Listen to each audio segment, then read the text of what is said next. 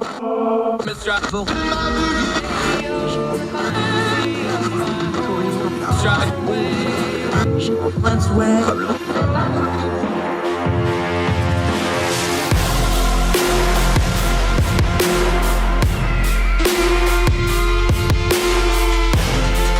your host, Andrew Donaldson. This is Heard Tell. Welcome back to Heard Tell. I'm Andrew Donaldson. Thank you so much for joining us with the most precious thing you have, your time. That's what we do here. We turn down the noise of the news cycle. And right after a midterm election, boy, howdy, has there been a bunch of noise. So today, to turn down the noise of the news cycle, get to the information we need, better discern the times we live in, let's go to some receipts. Yes, receipts. See, believe it or not, this is actually not the first time we've had a midterm election, although people seem to have short memories. So let's go back to the last midterm, 2018. Let's bring some receipts and see how people did with predictions, because guess what's been happening since the midterm elections of Tuesday night? People are automatically chiseling in stone what it means for 2024 and beyond, which is silly because plenty of things are going to happen between now and then. So let's go back, 2018. What did people say right after that 2018 midterm election? How right were they? How wrong were they? And let's put a little perspective on this. Let's start with Politico. All right. This is November 2018. Now, we're going to link to these. You can go read them yourself. Don't take my word for it.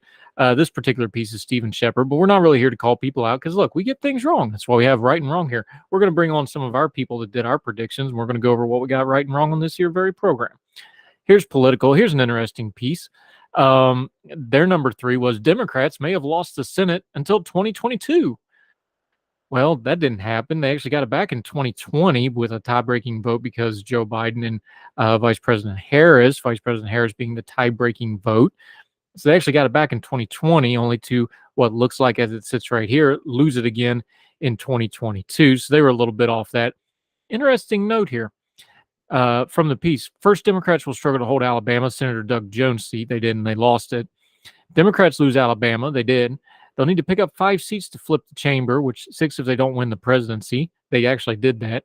It's hard to find that many solid opportunities on the 2020 map. The only Republicans up for re-election in the states Hillary Clinton won were Cory Gardner, Susan Collins, David Perdue, Joni Ernst, Mitch McConnell, Tom Tillis, and John Cornyn. Of course, David Perdue famously was one of those flip seats out of the Georgia recalls that was such a mess and was kind of the precursor to what we've got going on right now. Another interesting one in this political post, Democrats patched the blue wall. Remember, this is Politico 2018. Listen to this. In Michigan, remember, this is 2018. Democrats won the governor's race. The incumbent senator was reelected, and the party picked up a House seat, and the second seat is leaning their way. In Iowa, Dems picked up 2 House seats, though they lost the governor's race. In Wisconsin, Walker went down, and Senator Tammy Baldwin won re-election. What's happened since then? Iowa's getting more red, and Michigan, which was Trump's thinnest margin of victory in 2016 and one of his key losses in 2020, now has a blue trifecta, and the state's trending more blue, interestingly enough. Funny how things change, don't they? But let's not pick on just Politico. Let's go to NPR. Let's see how they did. And honestly, they did a pretty good job here. Remember, again, this is 2018. Their headline piece on their piece titled What 2018 Could Mean About the 2020 Election Map. Florida, Florida, Florida. Very astute here. Florida is the most critical swing state in the country. Both Republicans and Democrats know the importance. Florida, Democratic strategist Steve Scalise argued that even Democrats ultimately aren't victorious in a 2 statewide contest. The fundamentals of the state haven't changed. It's still a very evenly divided state that is still up for grabs in 2 years, though Democrats still have work to do. He acknowledged that both DeSantis and Scott did well reaching out to Hispanics. In 2 years, if he keeps doubling down on fear of immigrants and revoking birthright citizenship, talking about Trump here, an analysis said Florida's playbook found DeSantis did 16 points better with Cuban voters than Trump did in 2016. Florida is ever-changing with a growing Latino population, which doesn't always vote Democratic, and ever-increasing influx of white retirees that lean more conservative. Let's pause right here. The old joke about Florida being retired Northeast folks, especially New York folks, one of the things that some of our friends down in Florida actually pointed out is the fact that most of the retirees are coming from places like the Midwest, the Rust Belt, other parts of the country is a huge factor in why Florida is going red, and it went red. DeSantis won huge, and he flipped a lot of those Latinos with that same gap they talked about right here. It's very astute. They were a little bit off about it being a swing state. Florida's not a swing state. It's one of the most solid red states in the country now. Looks like it will be for the foreseeable future, but they did pretty good here. Their second one they did very well on. Listen to this one from 2018, NPR. Pennsylvania problems. The state strikes the most fear in Republicans after Tuesday election may be Pennsylvania. Again, this is 2018. Trump won its 20 electoral votes by 44,000. In 2016, it was a big part of breaching the blue wall. That's in quotes. He pointed to Republican Governor Mike DeWine in neighboring Ohio as someone who was able to do that, while Pennsylvania GOP Senate nominee Lou Barretta and Republican gubernatorial nominee Scott Wagner could not. Of course, Mark DeWine just got reelected in this election. And guess what else happened? Pennsylvania, the governorship and the Senate seat that was up, John Fetterman and Shapiro, respectively, both won, both because they were running against, quite frankly, unfit for office, unqualified candidates. And even with Fetterman's issues and all the mess that went on there that we've already covered more than I really want to be honest, they won. Pennsylvania's back to being blue for a lot of these very reasons. Let's go to The Guardian. Again, these are all 2018 in November, right after the election takes on what they thought that would do to 2020. It's good perspective today because everybody's telling us what 2024 is going to be already and how off they can be sometimes. Let's go to The Guardian. 2018 again. Listen to this. I'm going to talk about Pennsylvania. This is interesting. A crucial test for any Democratic nominee in 2020 is, what are your chances of carrying Pennsylvania, Michigan, and Wisconsin? And if they're good to excellent, you got a good choice. If they're not, you're a terrible choice. What your other merits would be? Of course, this election, Pennsylvania went back blue. Michigan is now even more blue, gone back from being a swing state in 2016. Wisconsin, Ron Johnson has survived, but it's very much a swing state. I would pay attention.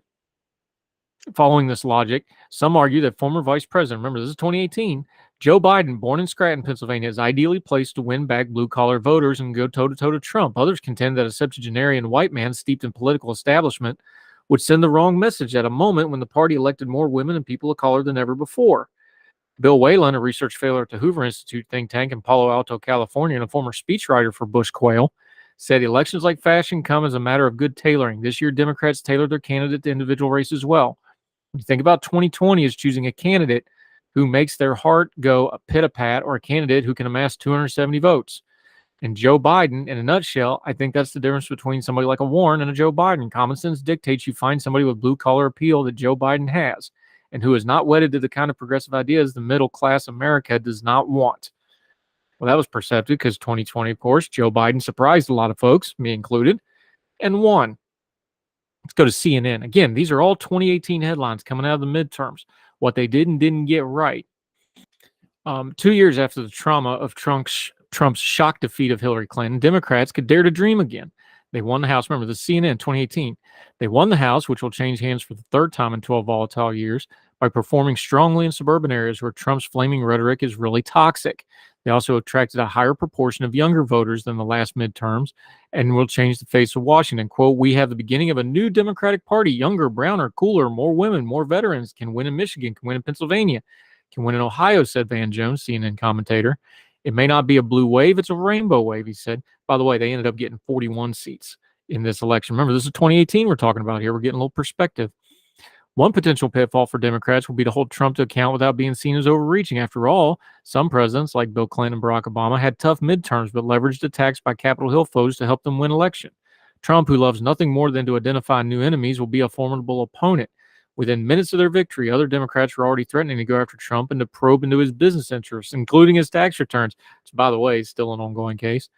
Jerry Nadler, who's slated to steer the House Judiciary Committee, warned that the election was about accountability for Trump. He's going to learn that he's not above the law.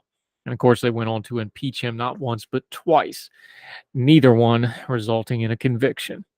Funny how these things work out. Let's do another one. You're going to like this one. Again, these are all 2018 headlines. This is Vox. Winners, Donald Trump. Remember, this is from 2018, right after the midterms. Party leaders tell you rightly that this mostly reflects an almost comically unfavorable map and in no way undermines the sense that the overall results of the election was a strong popular rebuke of Trump. Nevertheless, the fact remains that Trump's personal focus during the closing months of the campaign, remember, this is 2018, was on defeating incumbent Democratic senators, and he pulled it off in an unprecedented way. And while losing the House is a death knell for Republican Party's legislative agenda, Trump himself has rarely seemed to care about the GOP legislative agenda. Indeed, the death of the GOP legislative agenda could even be good news for Trump politically, since much of the agenda was toxically unpopular. An expanded majority in the Senate, meanwhile, will let Trump do things he actually cares about, like replace cabinet members and other executive branch officials who displease him, while continuing to keep the judicial confirmation conveyor belt that's so important to his base moving.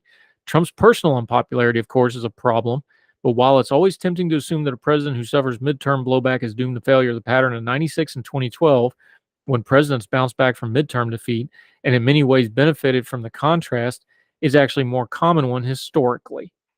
We know how that one worked out. He got impeached twice. He bogged down his presidency. Then we had things like the Georgia runoffs and other things after the fact. We had January 6th. We had the mess of stolen elections. And now we're back to 2022 with him threatening to run again in 2024. This is all just perspective stuff. We wanted to go back because everybody's telling us what's going to happen in 2024. So just wanted to give you a little perspective. Some folks had it pretty close. Nobody knew that January 6th was coming, or nobody knew that all the election mess was coming, and nobody knew that things like the Georgia runoff were coming when it came to 2020. Nobody knew that Joe Biden once would be dead and gone and buried and then turn around in the space of about 3 weeks and sweep the nomination and then go on to become president. People didn't know that. I had that one wrong. A lot of other people did too. We don't know what's going to happen in 2024. We don't need to. We don't even know what's happened in 2022 yet. It'll probably be a week or two at least, if not longer. If we do Georgia runoffs, it'll be at least the end of December. Calm down. Settle down. You don't have to put it in stone what all this means in the future. In fact, the narratives and the way the media works, they're going to immediately want to do a horse race. Trump versus DeSantis, Biden versus Trump, because it makes the narratives easy to do. But you're going to miss a lot of the lessons of this election. You're going to miss a lot of the nuances, and you're going to miss how our country is always changing politically. Political parties are changing. Ideologies are changing. And you need to keep up with those changes by paying attention to those nuances, not just immediately jumping on the next narrative that's going to drive clicks and viewers for the next 2 years going into 2024. It's one of those things we do here. We're going to turn down the noise, try to pay attention to what's really going on, and try to keep a little perspective so we can keep our bearing, so that we don't miss the important things of what's going on, like how our country and politics are changing. More Heard Tell right after this.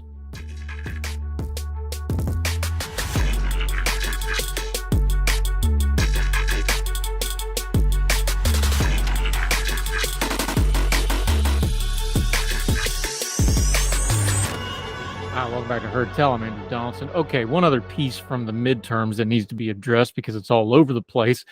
What do we do about Donald Trump and the next big thing? Second part of that in just a second. First, interesting little tidbit here. Credit where credit's due. This is from Credit Where Credit Is Due. This is from Howard Mortman on the Twitter. During his victory speech, J.D. Vance specifically named 34 people for thanks gratitude, and Trump wasn't one of them.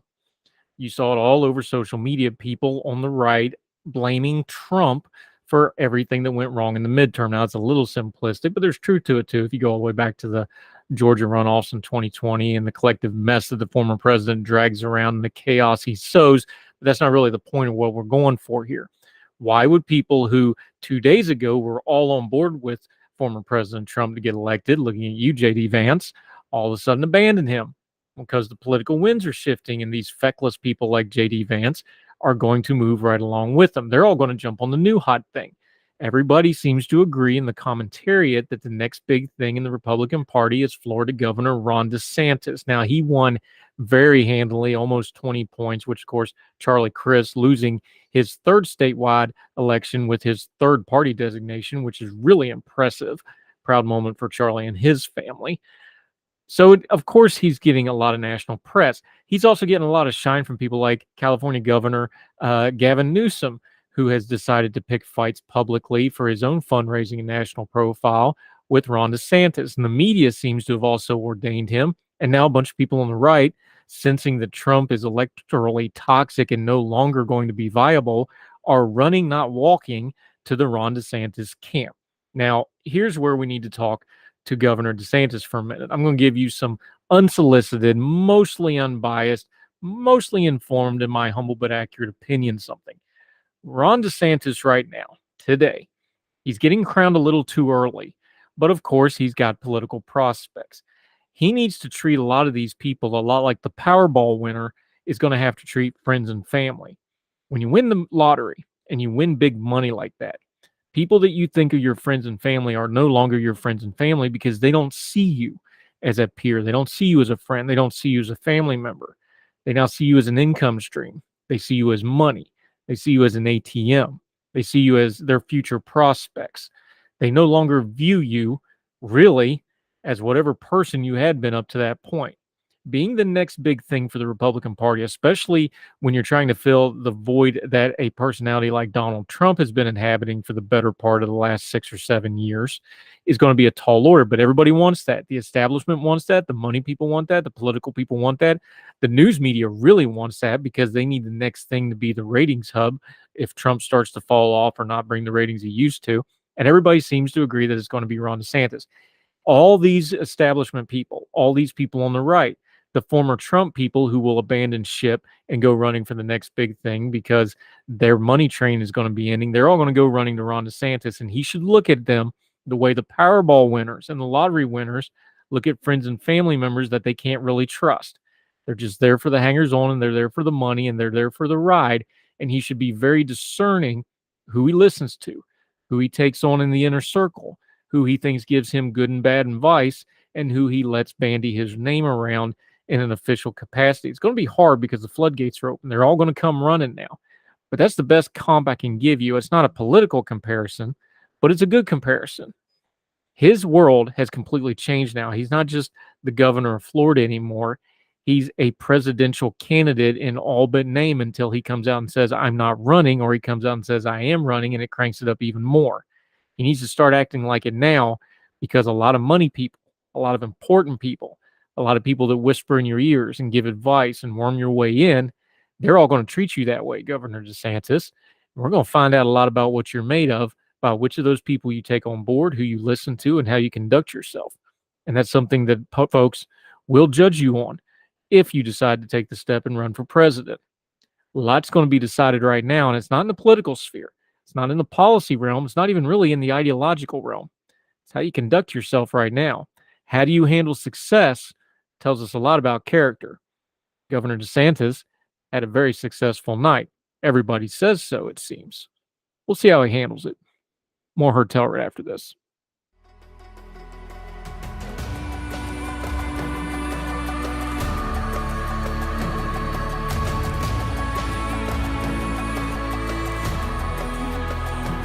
Welcome back to Heard Tell.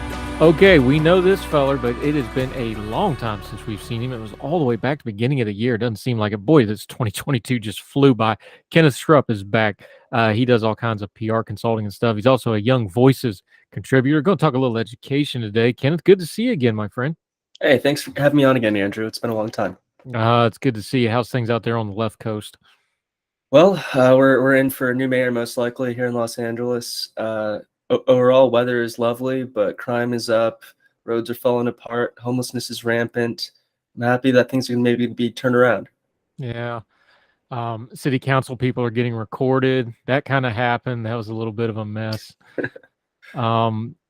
Let's start there. California is always kind of on the edge of politics, good, bad, or indifferent. It just is. It's, the world's 6th largest economy by itself. It's very populous. You got LA, but then you got, Inland Empire, then you got NorCal and SoCal, two places that couldn't be any more different if they wanted to be. You being in California, what kind of perspective does that get? We talk about East Coast, West Coast bias and everything from politics to sports to news coverage. What is the kind of the viewpoint of DC and that stuff from sitting out in LA right now? Because I got to imagine it's different. I know I lived in Vegas. Just the time zone alone changes your perspective. Give me your perspective on what's going on in politics just real quick while you got you. Are you talking about on a national level? Let's just look at Congress. Imagine you're a congressperson and you're in Virginia, you're in New York. You can take the train home every day if you want. You can come visit your constituents whenever you want. Or you can even work mostly out of your home office. If you're in California, it's not really an option. You rarely will come home, or you'll rarely be in DC. Those are your two choices. What this lends itself to is extremely secure leadership that doesn't really have to worry so much about primaries and can go campaign on ridiculous things. So it's no surprise that California's federal legislators are some of the most radical progressives in the country, because they never really have to go home and they don't really have to answer to anyone. As long as they have the D next to their name, they're going to keep winning. So for asking what my perspective on national politics through the lens of California, this is the consequence of a one-party state where you don't have bad ideas, sufficiently challenged by organized opposition. Yeah, I think that's a great perspective, and I appreciate you giving it, because we've been covering California a lot. Labor regulation. They're doing cryptocurrency regulation. They got vetoed for odd reasons. Things like that. It always seems to be California pushing the envelope on these things, and that's good perspective. Why? Let's talk a little education. You've been writing about education, something else that California's got a little different ideas on. I want to start with the big picture concept, because we sure learned this before anyway, but COVID really drove the point home. Education, if you're not having outcome-based education where it's what are these kids actually learning in the education system, there's no amount of money thrown at this system that's going to fix it. And what you're going to be writing about, what we're going to be talking about today, is just another example of it. But big picture-wise, you start looking at, what the illness is, not just the symptoms. Money never, ever solves educational problems. In a lot of cases, it actually ends up making it worse, don't it? Exactly. I mean, there are a lot of countries that spend far less than we do. We spend the most per student, as far as I know. I might be wrong on that. You might want to double check me. But in California, for example, in the United States, we spend more per student on public school than the average private school charges for tuition. And yet the outcomes are very, very different. Are you telling me that the private school really does have more money when the public schools spend more money, and yet we're having such divergence of outcomes? Money is not the problem. It's really, how are we scoring these kids? How are we engaging with parents? How are we measuring success? And what are we teaching them? Yeah, you were writing in real clear education. It goes to the heart of this, because it's where are you going to put your money? Now, we know, people that are advocates of school choice say, hey, we're going to fund the students, not the system. The system advocates are like, well, if you take money out of the system, that hurts everybody. There's good and bad points to all that. There's overlap in the middle. You highlighted something very interesting here, where folks were talking about universal cash deposits. And you took the point of view, this really is going to kind of hurt everybody if it goes through the way some people are proposing it. Right now, the hot idea among the right, for a long time, it was vouchers. Vouchers didn't really take off like people wanted.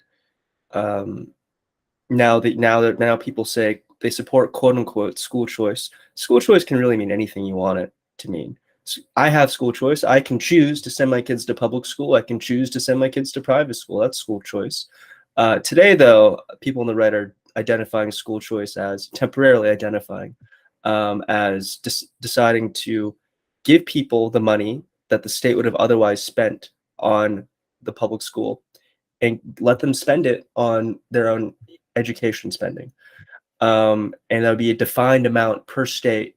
However much, everyone would get the same amount. There are a lot of problems with this. There are a lot of economic issues, first of all, and there are a lot of social issues. The social issues are the more terrifying ones.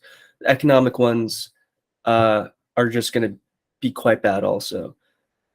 When you create a universal subsidy for something, you increase the price floor, right? So if you have a private school system like now, where enrollment increased significantly in the aftermath of COVID, and parents are looking for new alternatives, these private schools are already at full capacity. So let's say that you have a full private school, you're charging $10,000 a year, and you learn that every single student of yours is going to get $8,000 to spend on education, right? You don't have to exactly spend it on tuition, but most of the ESA money or education savings account, they call them savings accounts to imply that you're saving it. You're not. It's coming from the government. It's a deposit from the government. Let's get that out of the way.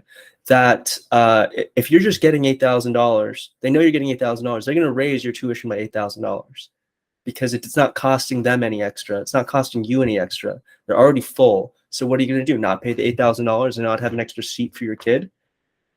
it's absurd to think that this is not going to have any impact on prices. We did the exact same thing with colleges. When we created universal student loans, suddenly tuition skyrocketed because you created quality and price agnostic demand.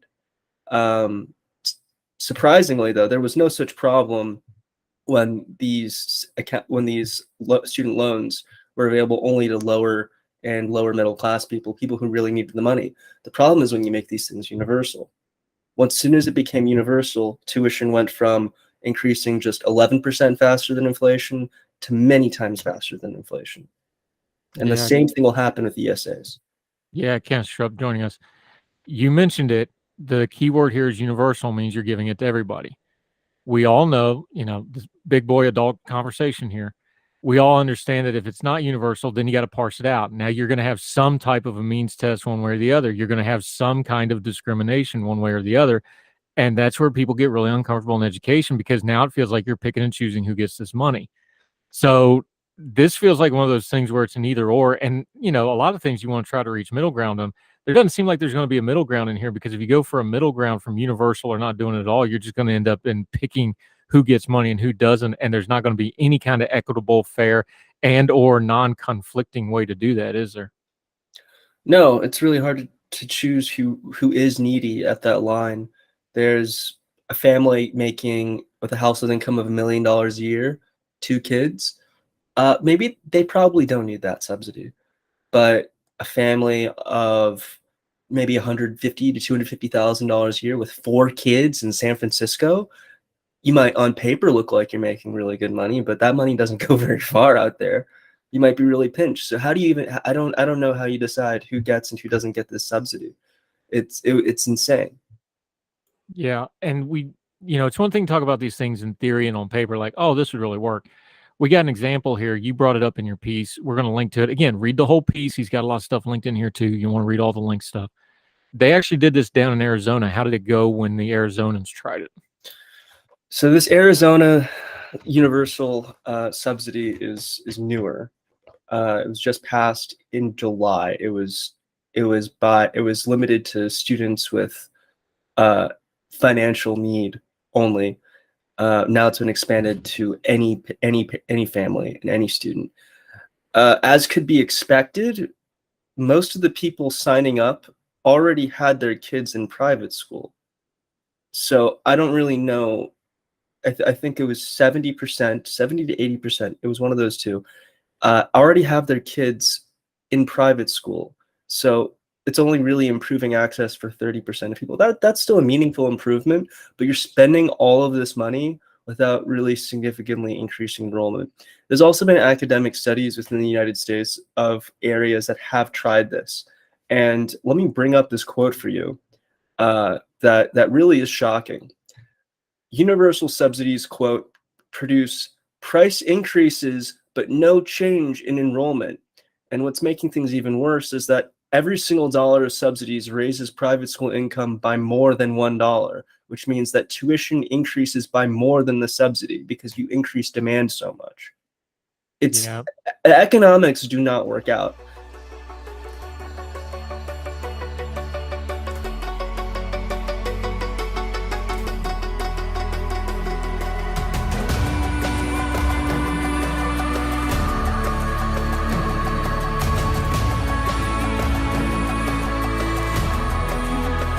Is there good economics for education? Because here's the problem we get into, especially with public education. It's become such, I think COVID proved how we treat education despite the rhetoric. It's a giant jobs program. It's a giant funding program. It's a lot of bureaucracy. How are we ever going to separate that back out? Because until you do that, the money pipeline, and that's what bureaucracy basically revolves around. It's a money pipeline. That's the issue. That's the money pipeline. So anytime you start trying to move money anywhere else, you're going to get pushback. It feels entrenched, and it feels even more entrenched when you look at programs like this. Is like, hey, the entrenchment's actually going to take this, what on paper might be a good idea, and actually amplify the problem. So there's a few tracks that I probably want to explore with this. The first is what happens with public funding, with public schools. Up until 1965, there was very little federal funding for public schools. In 1965, the Department of Education was able to centralize materials for students and training for teachers in exchange for creating funding, especially in low-performing school areas. As you could expect, though, all that federal money does is prop up very bad schools with terrible outcomes. It's more or less a jobs program for teachers instead of focusing on student outcomes. So that's where all this federal money in education really goes to. But there is a success model. Right next door, there might be a charter school. And these charter schools that use for-profit vendors usually only get about $9,800 per student per year. Remember, public schools on average get $15,000 per student per year. And their educational outcomes are through the roof. So I know you say, well, you know, if you spend more money, education's going to have to be expensive. These charter schools are showing us that education can be affordable and high quality. Yeah, Kenneth Schurpp's joining us. I get into this conversation with our school choice friends often. Look, I've had kids that go to public school. I've had kids go to private school. I'm all for school choice.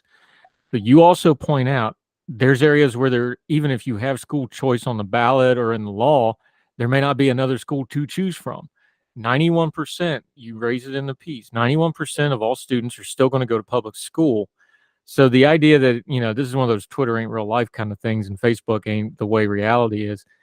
We can talk about school choice. The reality is most kids are still going to go to public school in some form or fashion. So the idea that you can't do the one and ignore the other, these things need to kind of go hand in hand. And I know there's the line out there about how, well, doing one always harms the other, and we can hash that out as well. Any kind of education reform really has to take both in. You're not going to replace the public school system with school choice. And I think that's something we need to address and be upfront about, and then deal with the public school system as it actually exists today. Is that a fair way to put it? Yes, it is. And I'd also like to maybe introduce a change of terms for you, a more honest term to use. We like to say, pretend like charter schools aren't public schools. They are public schools. Right. We should instead differentiate between union schools that exist for the benefit of teachers' unions, not the students, and charter schools. Then they all are public schools. So I do support the public school system in as much as I support vastly increasing the number of charter schools that we allow for, shutting down these terrible, failing schools as soon as there are viable alternatives. We can't keep them open. Yeah. What do we do? That's the charter schools. What about private schools? Because you're going to get into an area. Look, for a long time in this country, most private schools, and most of them are religious of one stripe or another. That's just the reality of it. A lot of them wouldn't take any kind of federal money or federal subsidies because they were afraid of, you know, having some kind of control issues or what the money would be tied to, this sort of thing. That barrier seems to have broken down some. But if we're subsidizing private schools, we're going to have to start having a conversation of what we traditionally think of private schools. You're talking about terminology. That terminology may have to change a little bit as well, right? It may.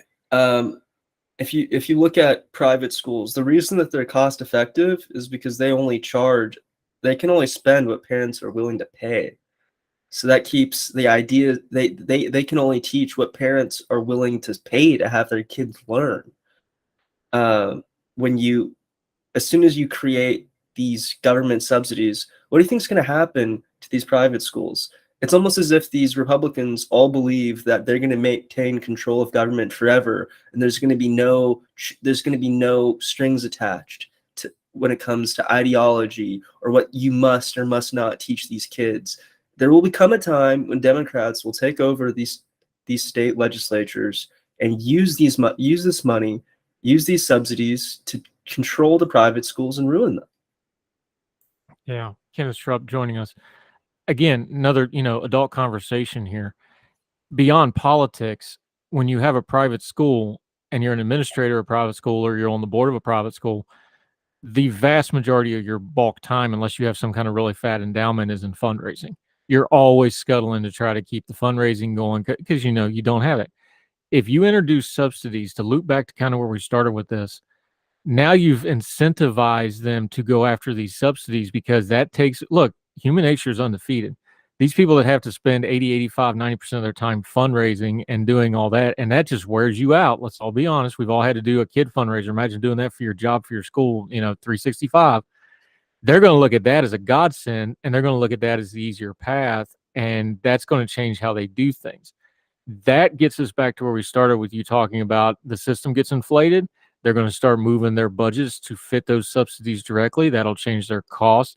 And now in a private school or a charter school system, you're going to the same problems with the public school where the whole thing's based around funding instead of education. Is that too harsh of a way to look at it? Not at all. You're just replicating the problems of the union school system and the rest of the education system in our country. It's not. We don't want to do that again.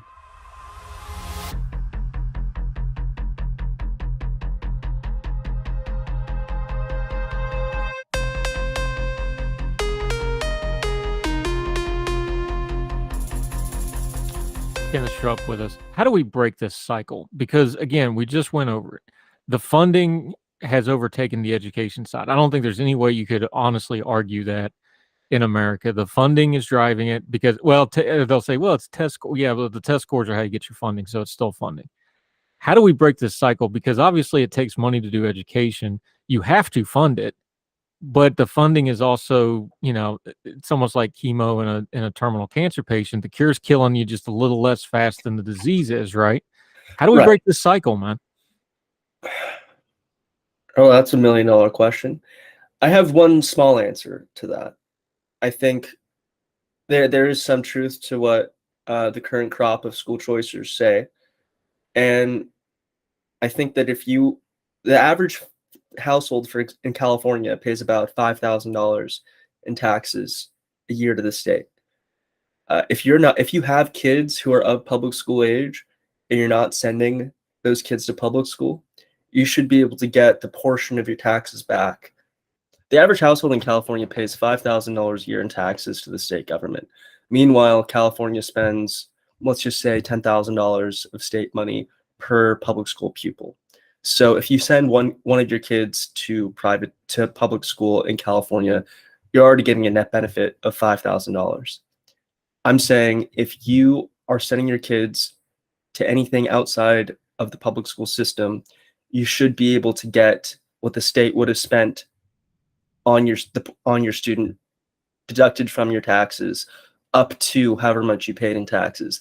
That means you won't get net $5,000. You just won't have to. You will have, the average household would probably have a net zero tax for the year because they're saving the state $5,000.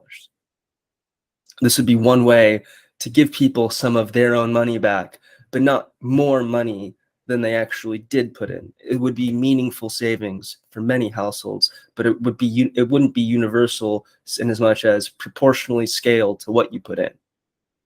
Yeah, Kenneth Schurpp with us. You ended your piece talking about something that I really want to talk about for a second. We try to talk about not just covering the news, but how we talk about it ourselves, just on our social media and with our friends and family. You talk about how politicians on the right, they've latched onto the buzzword of school choice, and they've latched onto the buzzwords in this particular case of, we're going to fund private education, this sort of thing. Give the average person who maybe doesn't know all the philosophy and all the ins and outs of the school debates and maybe doesn't know the full ins and outs of the education system, give them one or two things like, hey, when they use a buzzword, ask them this question to get to the heart of it, whether they know what they're talking about, or do they really understand what school choice is, or are they just saying the words? Or when they talk about subsidizing private K through 12, what's one of the questions or what's one of the lines of thought that they should ask those people to find out if they're really being sincere or if they're just going along with the trend? Like you say, this is a way that this is going to backfire on folks if it's just a willy-nilly thing. How do we talk about it better? I think a great question to ask people is, what are Democrats going to do to the program if they take power in our state? How can the state use this to control our private schools or our kids' educations? What's your promise to the people of our state to say that this program is going to remain unchanged forever? There's a thing in policy. It's like, look, if it doesn't work really at least partially well for both sides, it's probably not a great policy to start with. That's probably a good rule of thumb here. Kenneth Schurpp being with us. Let me ask you one last question about this, kind of to loop it back to where we started, though. Why do we get so tunnel visioned with education? Because here we are again, like, I understand the kid part of it and the parent part of it, and people just get nuts about their kids. You got to give people a little grace when they're talking about their kids because they just lose a little bit of reason. I understand that. Why can we not see our education system as an education system? We see it as a political thing. We see it as all this other stuff. What is it with us that's wrong with us that we can't just look at the education system and just make it an education system? Because we think emotionally about everything. We want our education system to do everything that we as parents have sometimes failed to do. We want our education system to teach our children the values that we're supposed to actually be teaching them at home. We want the education system to teach our kids essential life skills that whether taxes, accounting, job skills, citizenship, all the things that society used to do outside of the school and government. We're just offloading the responsibilities of everything onto the school system. I'm talking with some of my friends who do teach in the public school system. If you're a teacher, you have to you're playing therapist. You're trying to help people deal with major issues inside their home. People don't know anything about like the food they eat. Like it's truly abysmal what's happened with education outside of the school. So now we have to decide that the school must do everything for us all at once. And schools aren't made for that, and they can't do that. So that's one aspect of it, because you'll do anything for your kids, but what if you don't know how to teach your kid anything? Parents are just vastly incompetent these days. They don't have time to learn how to do the things that parents used to do, because they're working 2 jobs to afford ever increasing costs of housing and healthcare. So that's one aspect of it. Another, I think, is a lot of these school choice people care about the consequences. These are people who want politicians elected for just 2-year cycles, and they'll climb their way up the ladder in politics and never have to deal with the consequences. They're going to have so much money that they don't care if their private school gets 50% more expensive. They'll be able to pay for it. They can afford to pay past the consequences of their policies. All they want are votes. You know who the real swing voters in America are? Smart suburban women. And if you're going up and you're telling them, I'm going to give you $10,000 for each of your students so that they can go to a better school because we supported blocking down your schools, because we supported destroying the curriculum with DEI and all sorts of nonsense, eliminating AP classes because AP is racist. You tell these people that you're just going to give them money and they'll forget about everything you did to them. It's a vote buying scheme. Let's not forget that. Yeah.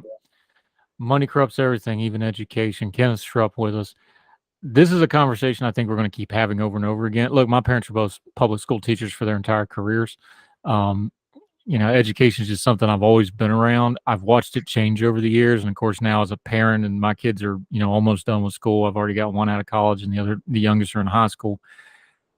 COVID really broke people's perceptions of the education system. And I don't think we've really reckoned with folks how they've seen everything since then, because we told everybody in America what we thought about education, but I don't know that the education system realizes it just yet. Well, that's what the school board elections are for. Yeah. Public schools educate 91% of our students, and we can't act like just sending them to private school is going to solve the problem. Nope. And not everybody has that option. We need to keep that in mind, because this gets elitist really, really quick. Very, very few people can homeschool their kids. That's a gift if you're able to do that and do it well.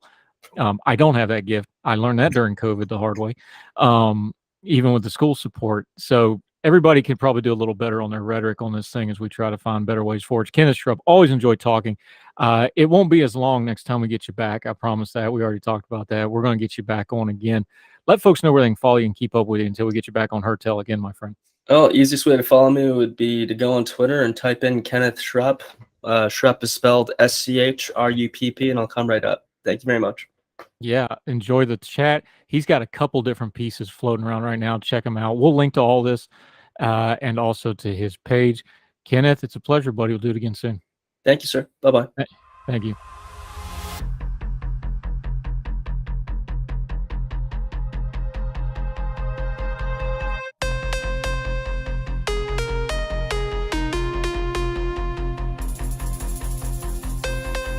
We're about to hurt tell. Let's do a feel-good segment. Haven't done one of those. It's been a heavy politics week, heavy policy week. I love this story. Everybody went gaga over the $2 billion Powerball jackpot. But did you see the news about the guy that sold that winning ticket out in California? Let's go to Los Angeles Daily News here. This piece was written by Donna Littlejohn. Never mind the election or the rain. The big news, a newly minted billionaire is among us, and a crowd gathered Tuesday morning, November the 8th, at Joe's service station in Altadena to celebrate. A winning ticket was sold at Joe's mobile station on Woodbury Road, which has been owned by Joan Chiata for 20 years, and for a record-setting $2.4 billion, according to lottery officials, that winning ticket. Chiata told a crowd of reporters and well-wishers clustered in front of his service station that state lottery officials called him the night before, but only said some news would be coming in the morning. Lottery officials came here before I opened, Chiata said, who wore a yellow and blue lottery t-shirt that said "Millionaire Made Here." They said, "Congratulations. Whoever bought the ticket had not yet come forward," the lottery officials said, but the ticket matches all 6 numbers, 10, 33, 41, 47, 56, and the Powerball of 10. Someone, one lottery official said, has a very important piece of paper in his or her possession. Powerball rules require the original ticket, not a copy, be presented in order to claim the prize, said Kathy Johnson. They need to absolutely guard it, and this person hadn't turned it in yet. It's the largest in U.S. history. Chiata's take? $1 million for selling it. Asked what he would do with the money. He said he'd share it with his family, including his 11 grandchildren. Chiata, the father of 5, came to the U.S. from Syria with his wife and first 2 children in 1980. No one else deserves this more than this man who's worked hard all his life, said son Danny during an impromptu celebration aired on local news. Chiata, 75, said he'll never retire. I love my work. Drivers honked as they passed the station. Some came in and take photos with Chiata, who said he's the luckiest person who had the ticket. He said he believes it's a regular and someone from the neighborhood, but it's unclear if the station knows exactly who holds the ticket. In an interview with Southern California News, he said the hope the winner was indeed a local. This is a very poor neighborhood, he said. The poor people deserve it. There was one final question shouted out, drawing loud laughter as a celebration at the gas station on Tuesday morning with the owner and his family, which helps him run the business. Are they going to be lowering gas prices? I love this story. Hardworking immigrant guy, made a life in America, 11 grandchildren, 5 children, been here for 42 years, gets $1 million just for selling the winning lottery ticket. God bless him. Enjoy it. Hope those grandkids get big chunks of it. Love a good story like that. That'll do it for Heard Tell for today. I know we've been doing a lot of election stuff. Got a lot of heavy policy stuff coming up that we're working on. Important stuff needs to be hashed out. We're going to do it the way we always do it. We're going to turn down the noise, get to the facts, talk to knowledgeable guests. We love doing it. Let us know what you think.